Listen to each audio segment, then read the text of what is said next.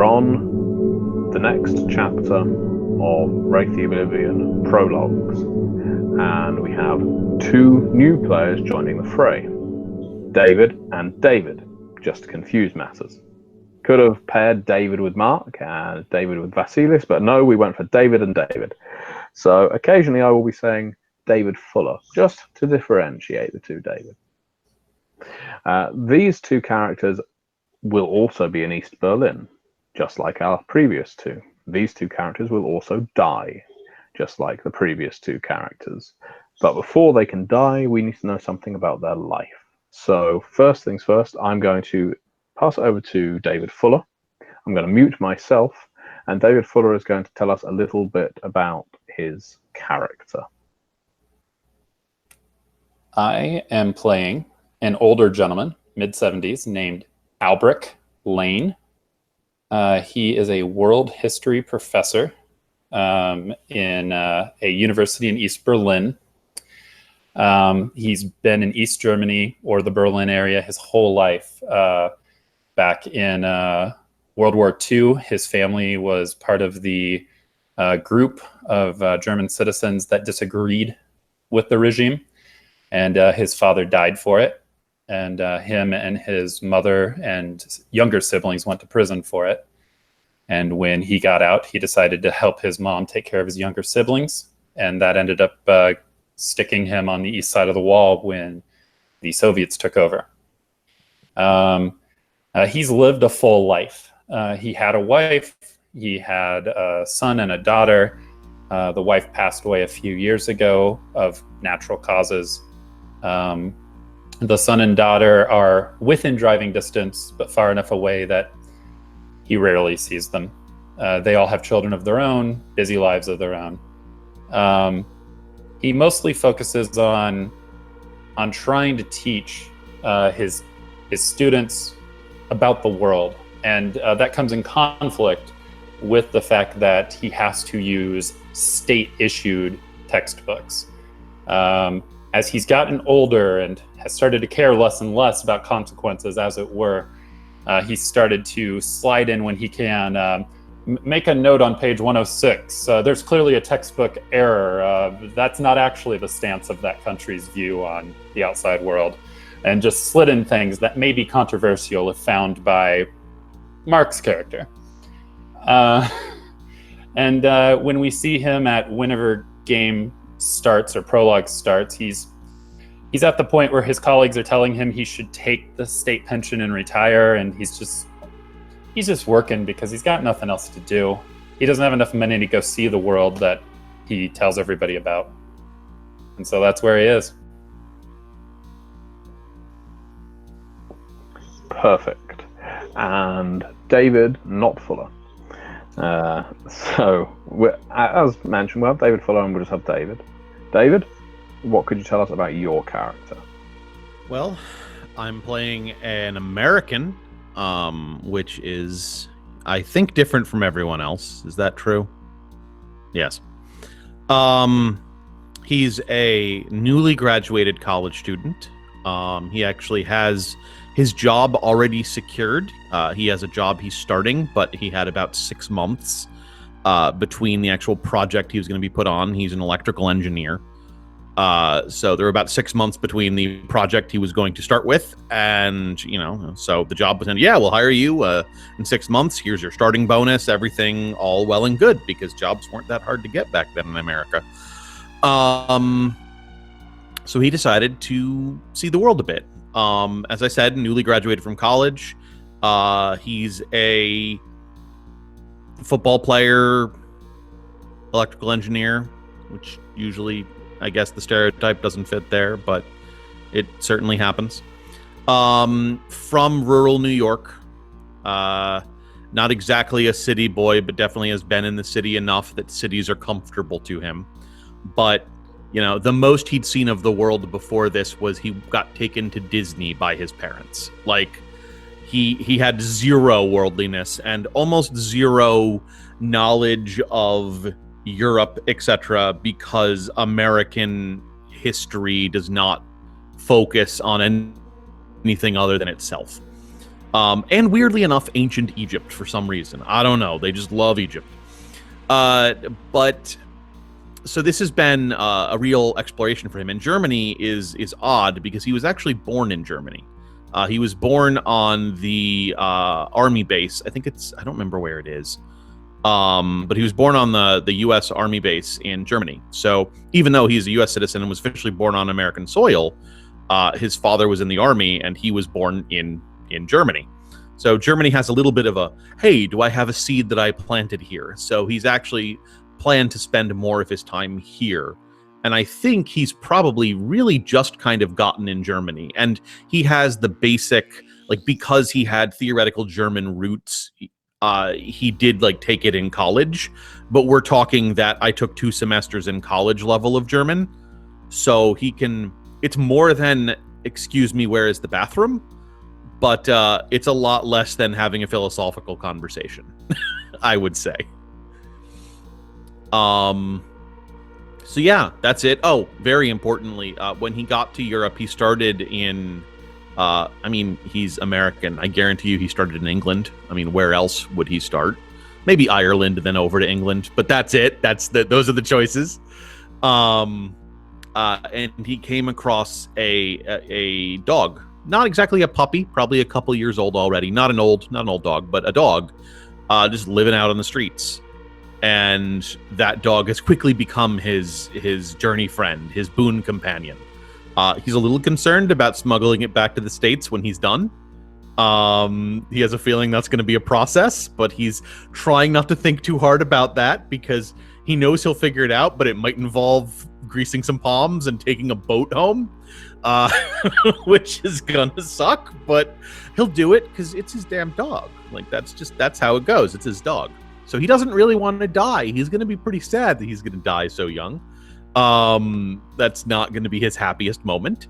But shit happens. Other than that, I mean, I have more details, but I don't think we need to get into more of them. I think that's a good overview. So back to you. And what is your character's name? And importantly, Nolan. Nolan. Okay, and what's the name of Nolan's dog? Nolan's dog is named Duchess. Duchess. Yes. Okay. He originally was going to name it Duke, and then he realized it was a girl. Yes, easy mistake to make sometimes. We've all been there. So, we're going to start our session.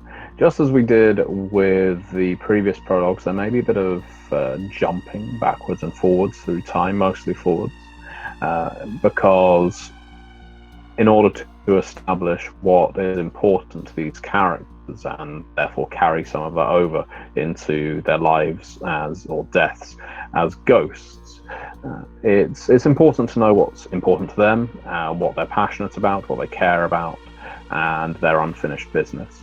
So by providing an overview of a couple of years of their life, in some cases that's what's needed. However, in the case of Nolan's, that isn't going to be a possibility because Nolan is only just now visiting East Berlin. So any flashbacks we give him will not take place in East Berlin. That can still be an important factor, but most of the game is going to center on the city of Berlin. So maybe he will find some things of grave importance specifically there, a reason for being.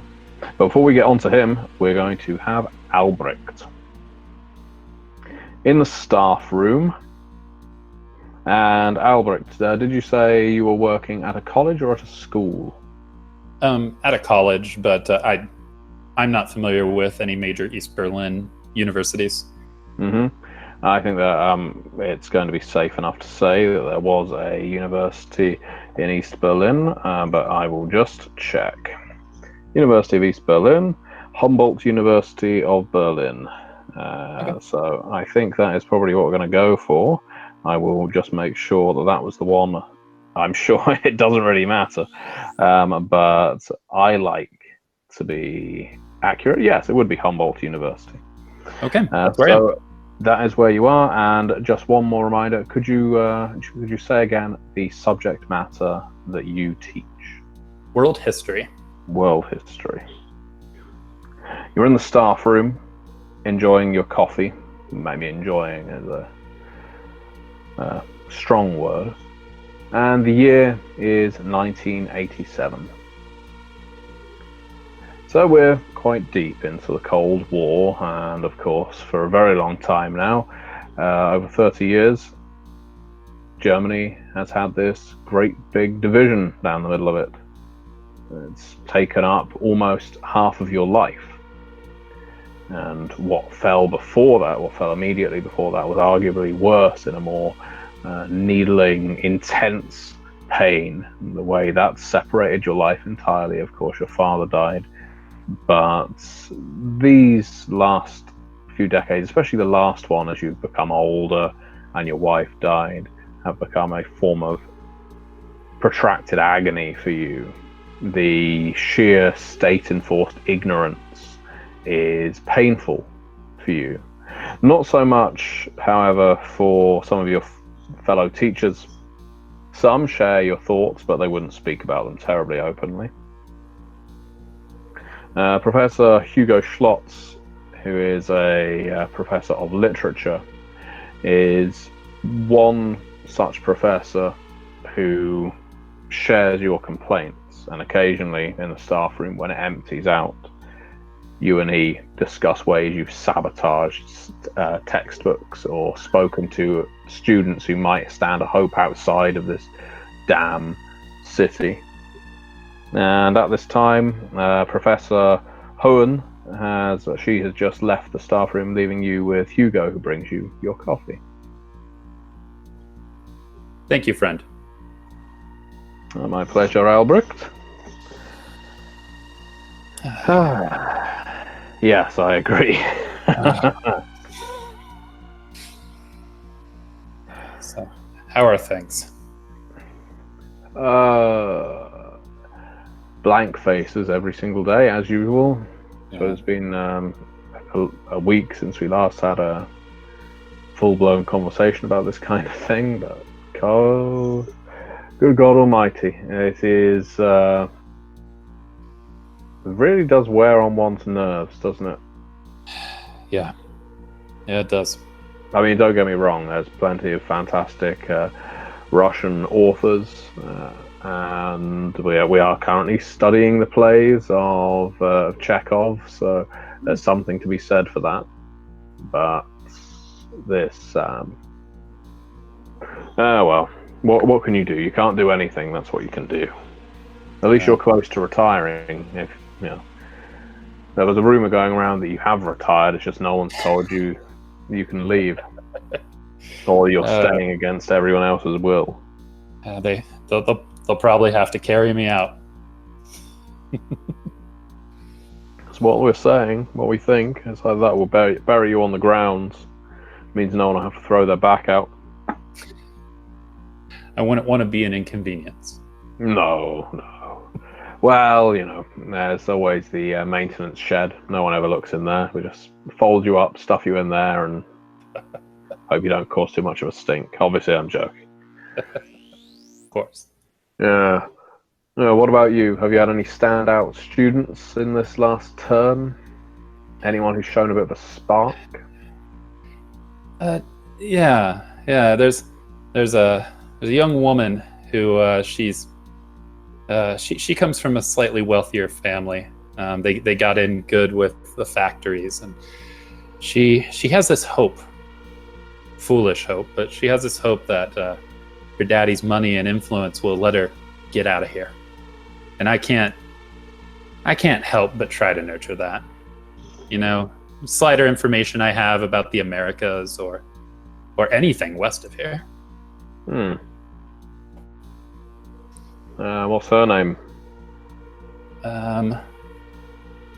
Good German female name. Oh, you mean, of course. Yes, her. Yeah. You mean Victoria? Victoria, of course. Good thing I have my coffee. I'm forgetting people's names. Not well known as a brilliant German name, but of course. No, Victoria, I know the one you mean. Yeah. She for a little while she spent a term in my class, but you know, as you say, her parents are moneyed. I think she can go wherever she wants. I hope. I really do. But what are you? I mean, I hate to bring it down a little, but are you seriously just gonna stick around until you drop? I mean, I know. I've got a little savings. Maybe someday, but I don't know. Someday keeps getting smaller and smaller. Well, I know the kids have moved away, and I know you're out there on your own. Yeah. I wish I could see you more often, but you know, my family keeps me busy. Maybe, I don't know, see the world a little Maybe. while you're still at your mobility. You know, maybe if nothing else, just explore more of East. I can do that without getting hassled. Yeah, that's true. There's a lot of Russia to look at. I've never been to Moscow. No, me neither. I've always been afraid that if I go, I'd get arrested for something, real or imagined. It's not so bad. It's not so bad. We have our, you know, we're always fed, always watered, aren't we? It's never like we've run out of textbooks. Yeah. Plenty of paper to throw on the fire. Should things get a little too cold. You know what, Hugo? I've got a little saved. I've certainly got enough for a couple nights of a hotel and a train. Once this school year's over, I'll go take a train to Moscow. I'll get out. Yeah, you do that, and when you come back, you bring me back something Russian, authentically Russian. I'll do that. I'll do that for you. Oh, I'd appreciate it. Yeah, my family don't want to travel. Not that far. Not out to Russia. That's not going to happen. You know, we take our trips, but no, we're not going over there. I mean, my wife thinks like I do. My kids think like I do.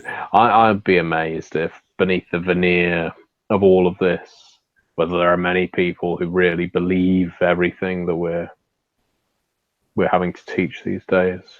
At that point, Professor Hohen walks back in, and Hugo starts drinking his coffee. Professor? Albricht? Hugo? You know, Barbara Hohen is one of the science professors. She is definitely not on your wavelength. Okay. She's, as far as you're aware, she is a firm adherent of the communist ideal, or at the very least, belief in the state. You've never engaged her in talk on philosophy or political philosophy, but she certainly seems to agree with everything the state hands down with a certain amount of enthusiasm. Busy day. She bustles her way around the staff room. Got some flyers for you. She passes you a piece of paper. She puts one on Hugo's lap as well.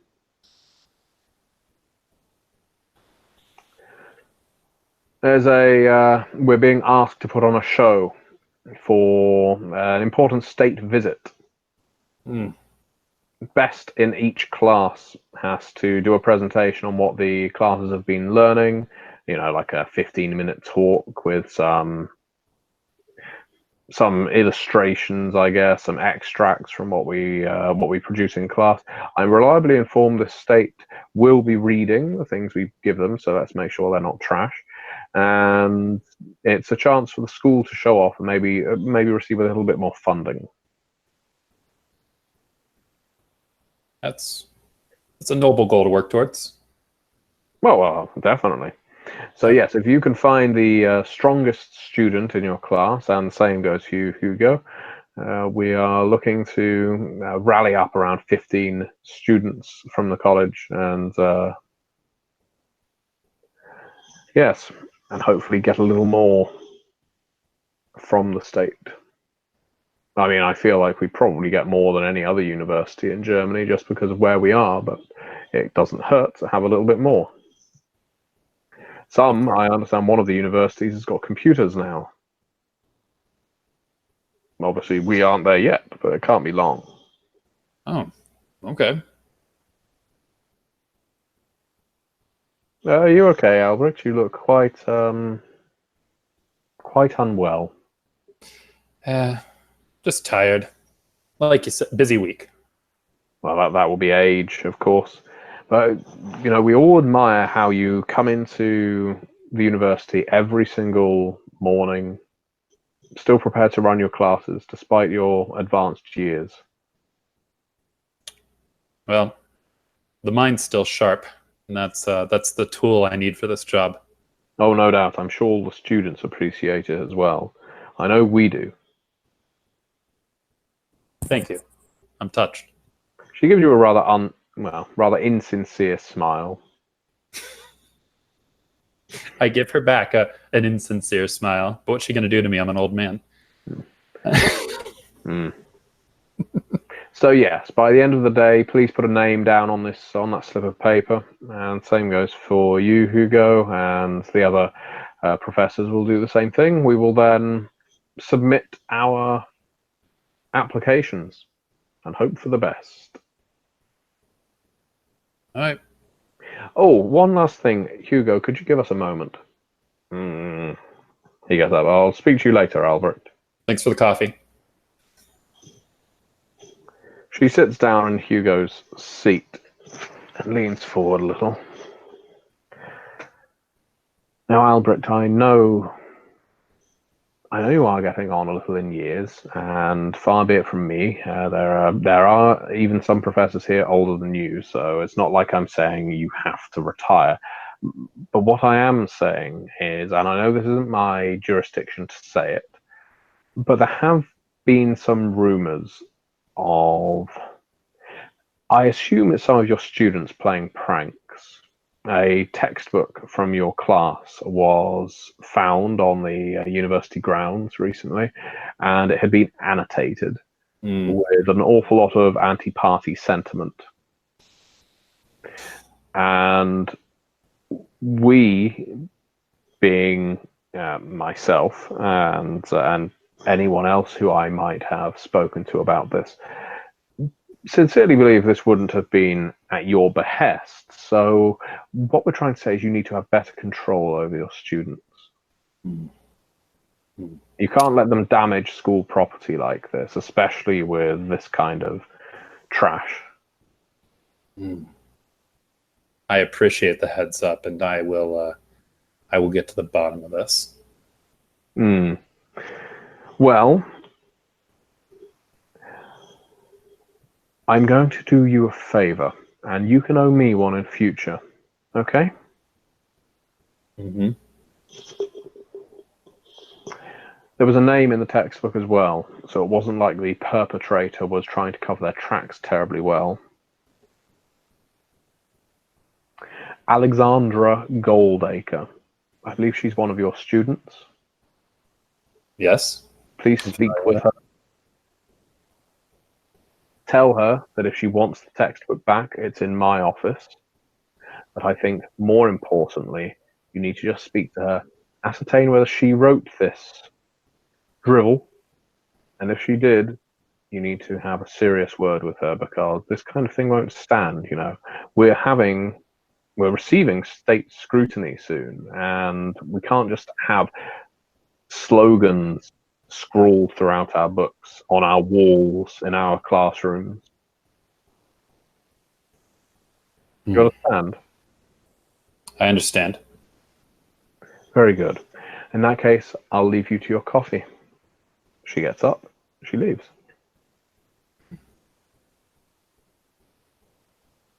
Leaving you alone in the staff room. Hey.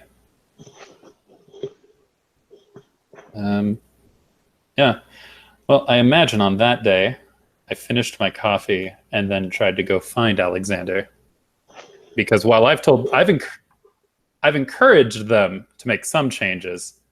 I feel this student has gone a little above and beyond. You head to where most of your students spend their social time. It's either out on the green outside the university grounds, or more commonly, if they've been set a lot of work to do over the weekend, you can find them on a Monday morning in the library, actually doing their work. So that's where you find Alexandra Goldacre and her friends. Okay. Out of interest, how does Albricht look? What's his appearance? He's well kept, but his age is apparent. Slight hunch at the shoulders from long nights bent over a book. Gray, thin hair, glasses. And but otherwise he wears, your stereotypical professor, browns, grays, very conservative but professional. Back not so bad that he has to use a cane except on particularly cold days. You walk into the library. Once upon a time, a library would have been your favorite place. Not so much anymore. I will slowly walk up to Alexandra and her friends. Oh, hello, Professor Lane. A couple of them shut their books as you approach. I go. Hello. I always hate to interrupt students in the middle of studying, but I have a potential academic opportunity that I wanted to discuss with Alexandra, if I could have just a moment of her time. She gets up. I'll come back soon, and she walks over to you. An academic opportunity, Professor. Yeah. So, here soon. Is it okay to say I've got the flyer with me, in my pocket? I pull out and I go, here soon, and I'll pass it to Alexandra. Representatives of the state are going to come, and they want a big song and dance. They want best student from each class to give a presentation on what they're learning. And I would like to pick you, but I need you to do something for me. I don't know that I'm the right choice for this. I think you will see where I'm going in a second. I appreciate what you are doing, but I need you to tone it back. The typos, I give a knowing look, that I've pointed out in the textbooks are very selective. My understanding is you have chosen to find a few more.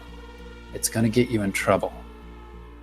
If you ring it in, I can let you have a moment to have a voice at a presentation. If you ring it in a bit.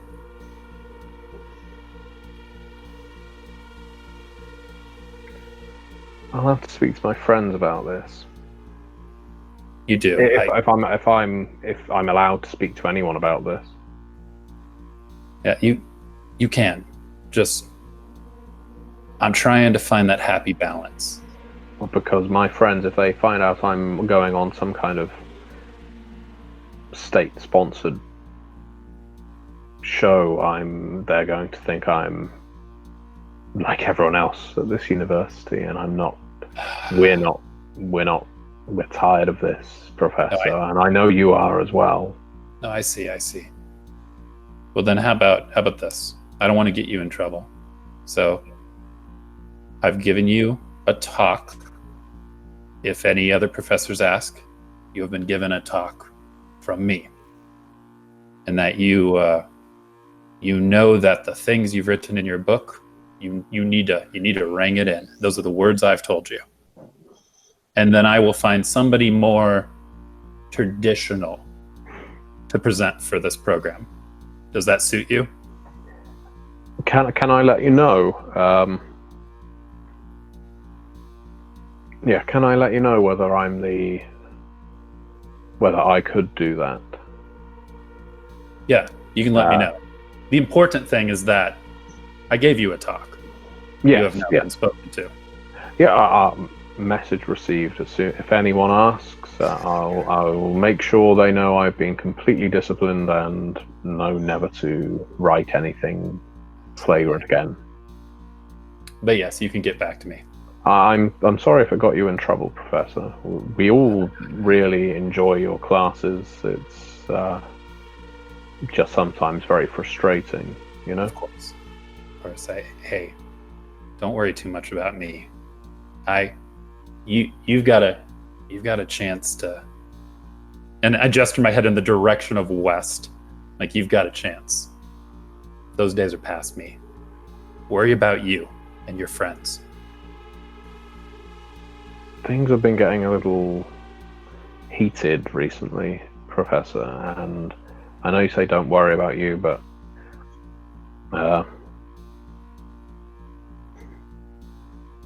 Michaela was saying that she saw a man around your age having his knees broken by some Stasi fuck out on the street the other night. Sorry, my language, but That's fine. I don't know what this person had done, but I don't think your age isn't going to preserve you if they decide to come for you. Probably right. And we want to do something about it.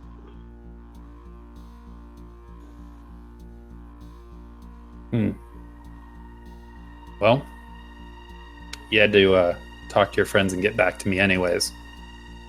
If you want to tell me what you had in mind or how I could help you. Really, we just don't want you to get in any trouble, Professor. It'd be better for the best, I think, if... I'll let you know. I'll have a think about this speech thing that you're asking me to do, and I'll let you know about that. Of course. You're a good kid. And I'll walk off. Okay, skipping over to Nolan now. Nolan, you have been in East Berlin now for a couple of days at most. Mm-hmm. And it's a marked difference to everywhere else you visited in Europe at this time. Presumably your first confrontation with the East, and how you managed to get through to this part must have taken a bit of greasing of palms, a little bit of money. Having tourists in East Berlin wasn't completely unknown. Usually you had to be a member of the party to be permitted easy access through to the East and have someone who would speak up for you on the Eastern side, but it certainly wasn't impossible to cross Checkpoint Charlie and get into East Berlin.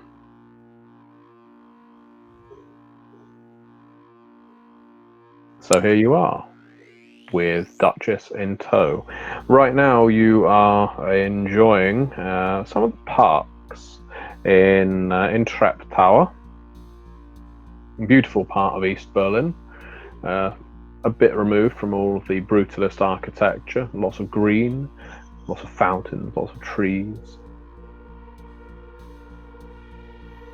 It doesn't mean that you can escape the oppressiveness of this country, and that's probably what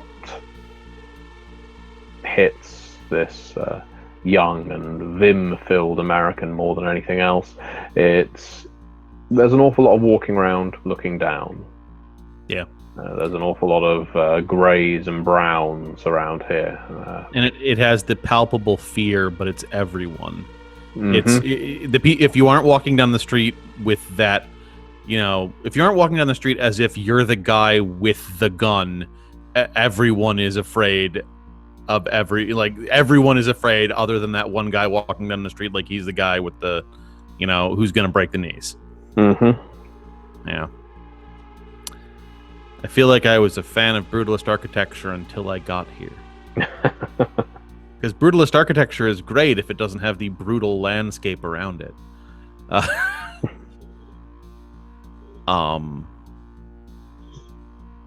You see, there is a police officer, well, a pair of police officers in the park, walking along. They spy you. mhm.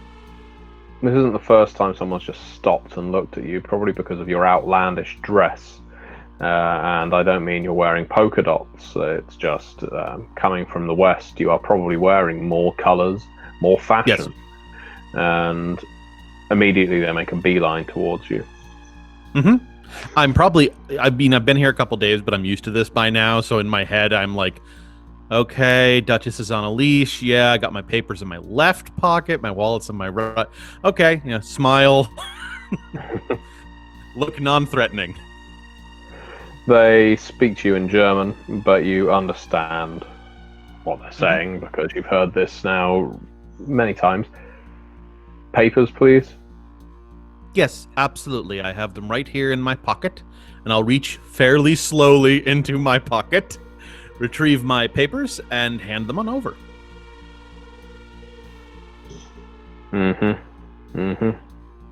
Americana. You're here on tourism. Yes. What are you hoping to see? He keeps hold of your paperwork. What are you hoping to see in East Berlin? Well, a lot of things. For one, there's some really breathtaking architecture here. The parks are beautiful. The people are very interesting, and my entire life has been overwhelmingly run by a Western view, an American view. Is that so? Well, yeah, that's what I was raised with. So I wanted to learn more about what the rest of the world thinks. Are you one of these that is attempting to defect? No, I'm not trying to defect. I finished my schooling, and I realized that they don't teach us about the rest of the world well in America. So I wanted to see it because I found that people would say good or bad things, or not usually just not say anything at all. So I figured the best way to learn about places would be to go to them. And what are you going to say about East Berlin when you return back to your home in America? The only thing about East Berlin, well, it's beautiful. The people are very kind. It's a little quieter than I expected it to be. But the people have been very good to be very polite. And they don't, they seem to be living good lives as far as I can tell.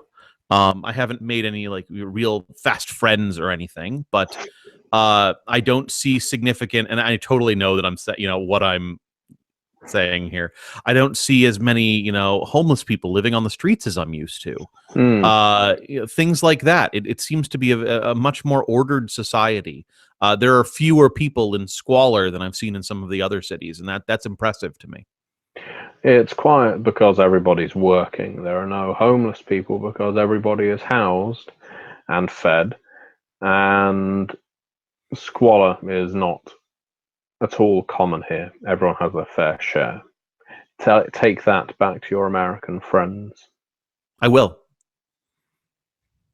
And what about this dog? One of the police officers gets down on his haunches, gives the dog a stroke. Leave him alone. What about this dog? Oh, this is Duchess. I picked up Duchess in what would be the least offensive. Actually, I have a question for you. Could I have gotten some form? There's no way I got her through without some sort of paperwork. They wouldn't have let her through the checkpoint. Could I have gotten at least some sort of veterinary paperwork that says she's clean?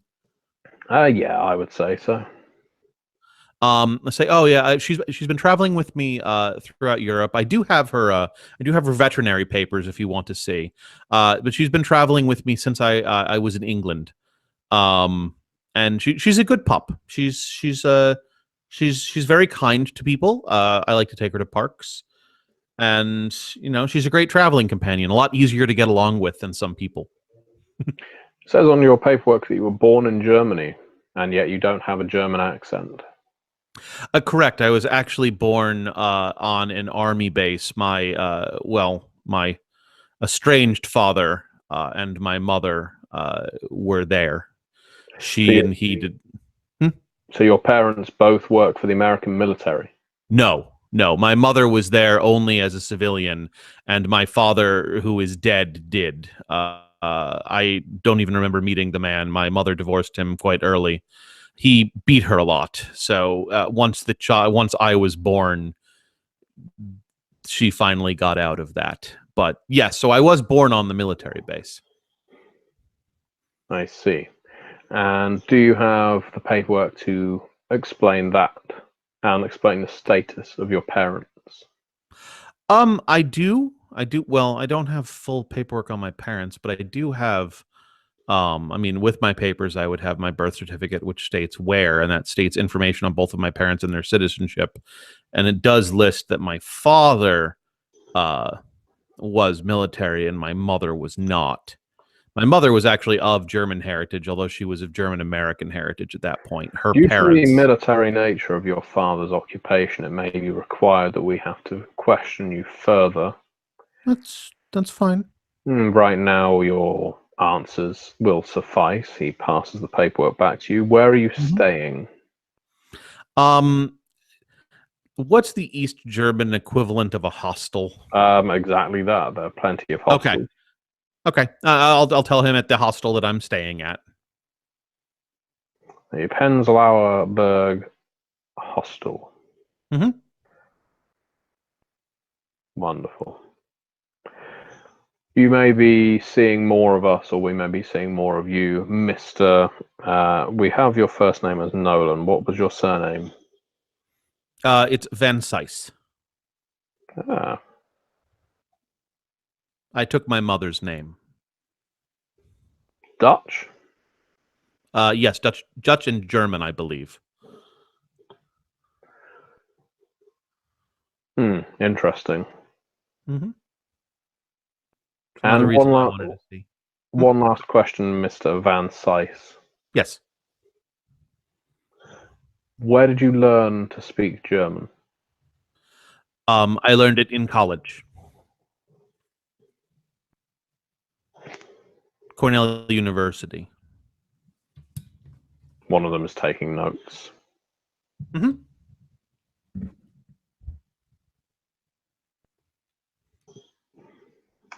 Very good, Mr. Van Sice. We will see you again soon, quite possibly.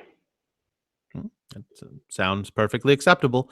Is there any paperwork I should work on getting sent over that you might need, or are you all good? If you have access to your father's death certificate, it would be useful for us to see it. I'll probably have to. That might take a bit, but I know we have a copy at home, so yeah, I'm sure we can make that happen. Well, I'm sure the embassy has a fax machine. Oh, well, absolutely. It's true. I didn't even think of asking them. They move on, wishing you a good day. Mm-hmm. You've had several meetings like this since arriving. It's almost brought to mind that it would be a good idea to buy some more culturally appropriate clothes to blend in a little easier. Yeah. But then you could be accused of espionage, so it's never easy to know which answer is the best one. Maybe a little bit of column A, a little bit of column B. What are you looking for in East Berlin as a tourist? Obviously, there are still museums, art galleries, and the like. I am looking for confirmation that East Berlin is as terrible as everyone thinks it is. Honestly, I'm not as ignorant as I will pretend to be of the world, and not a lot of information really comes out of here. A lot of hearsay comes out of here. And there's a lot of, look, everything is great. But the especially once I showed up, and just the overwhelming sense of malaise, which has to be even worse in the World of Darkness, it's palpable. And the lack of squalor, though I mentioned it, actually strikes me as incredibly worrisome, because lack of squalor and lack of homeless can mean, yay, this country is great, or if you can't get a job, you eventually go bye-bye. And from all of my interactions with the people in charge, it feels far more like the you're forced to work until you die, not the, oh, don't worry, we take care of everyone. Type of situation. So I'm not doing espionage. I'm not doing journalism. I was not stupid enough to bring a camera in here. Not that they would have let me come through with it anyway. Maybe they would let me come through. They never let me leave with it. No. But I am definitely here saying, in that American mindset of, I'm pretty sure this place is terrible, but I had to see it for myself, which is real stupid. It's like the people that go over and say, I just have to be a tourist in North Korea. You're like, why? Well, even at this point, of course, that would be a very silly idea. Oh, yeah. And as you're walking through the park, there's a very pleasant-looking bakery on the edge of it. Might be a nice place to pick up some lunch. Most of the people wandering around in the park at this time of day are elderly, you notice, and certainly you're not seeing many tourists like yourself. Well, yeah. You may even have some paranoia about if you do see tourists like yourself approaching them, could be seen as meeting with fellow foreign agents. So yeah, people keep themselves to themselves out of fear. That's why going to the embassy actually feels like a bad idea. Because being the person who keeps going in the embassy is just not a good look. But a bakery would be a good place to sit down and consider my options. I really may want to just trade the colorful T-shirts for something a little less. You can keep the jeans, but the T-shirts and the polos are a little bit of a problem. Maybe I should think about a couple new shirts. Yeah, I'll head over to the bakery and maybe sit down. Does the bakery seem like a dog inside or a dog tied outside kind of place? A dog tied outside kind of a place. Okay. But there's chairs and tables outside as well. Oh, okay. So I'll tie her up and say, Duchess, I'm going to get something and come back outside. Don't worry. And I'll pat her on the head and I'll look up and down the street because if there's 4 police officers walking down the street, I'm not going to leave my dog tied up outside the bakery right now. But as long as I don't see anything that I think would really cause me an issue, I'll hop on into the bakery and get myself something. Okay, you head on into the bakery where there's a couple working behind the counter, and the bakery seems to be in full swing. She greets you in German. I will say hello as well as I can, and I will ask what this bakery's specialty is. She goes through a list of breads, which is pretty nice sounding, as well as some confectionery. She says that their main sort of stock and trade is through coupons, but they do accept cash as well. Oh. Does that strike me as odd? No, there are some businesses, especially getting this late on into the 80s, that are open to more regular commerce, but bakeries are often specifically designated for what Americans might see as rationing. You go to the bakery because you're a citizen, you've been allotted a certain amount of food. You have your four bread loaf tickets for the week, and you have your Absolutely.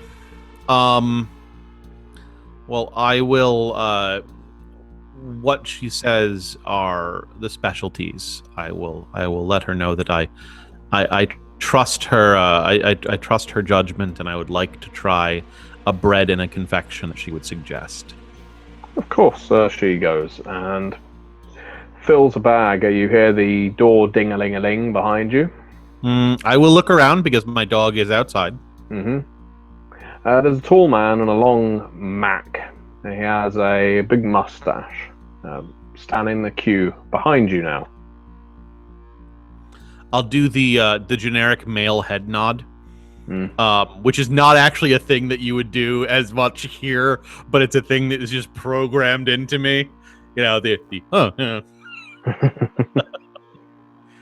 and then turn back, because I want to be attentive to the server who's being attentive to me. As she's filling your bag with pastries and the like, the man behind the counter sees the other guy waiting, and he approaches. They speak to each other in German very quietly. You can pick up snatches of what they're saying. Specifically, the man in the Mac asks, "Have you brought the..." and it's a word you don't understand. And the baker explains, "Yes, I have, but do you want to do it out here?" And the man in the Mac says, "Yes, I need it now. Right now." And he appears quite urgent. The baker walks off into the back. Okay. I'm gonna keep my nose out of that while being a nosy American and at least attempt to see what the guy comes out with. If it's a giant bag or a little bag. Like, am I done being... comes out, yeah, your bag is filled and she's waiting for you to pay. Oh, I will pay. The baker emerges and he doesn't come out with a bag, he comes out with a box. The kind of box one might have a cake stored in. Okay. He slides it across. Yep, I'm not gonna... That's enough attention to that. There's no exchange of currency as the man takes it, at which point one of the Polizei walks in. Yeah, that sounds about right. I'm going to very obviously pay the girl for my bread. She is watching everything that's going on and takes your money, leaving some of it on the counter. Yeah. The police officer is looking at both of you, looking at the man with the cake box, at which point he says, "You'll both halt.